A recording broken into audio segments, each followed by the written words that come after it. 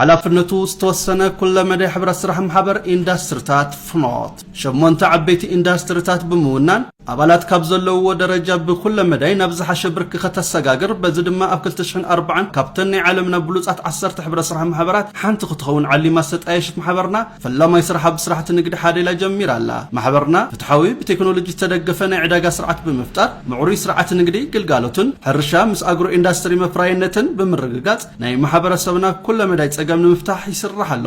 ስለዚ ኣብ ዝነውሕን ሰፊሕን ዓሚታት ትምርሽ ዘላ መዋጻኢ ዝኾነ ማሕበርና ዘቕረቦ አክሲዮን ብምግዛእን አባል ብምዃንን ኩለ መዳይ ተጠቃምነትኩም ንኽተረጋግጹ ንጽውዕ። ንዝበለጸ ሓበሬታ ብስልክ ቁጽሪ 0924555533 ይደውሉ ወይ ድማ ብዝስዕብ መርበብ ሓበሬታ ርከቡና። አድራሻ ዋና ቤት ጽሕፈትና ኣብ ከተማ መቐለ በሪ ቅዱስ ሚካኤል ካቴድራል ቤተክርስትያን ዝርከብ ህንጻ 4ይ ደብሪ ቢሮ ቁጽሪ 4 ሓላፍነቱ ዝተወሰነ ኩለ መዳይ ሕብረት ስራሕ ማሕበር ኢንዳስትሪታት ፍኖት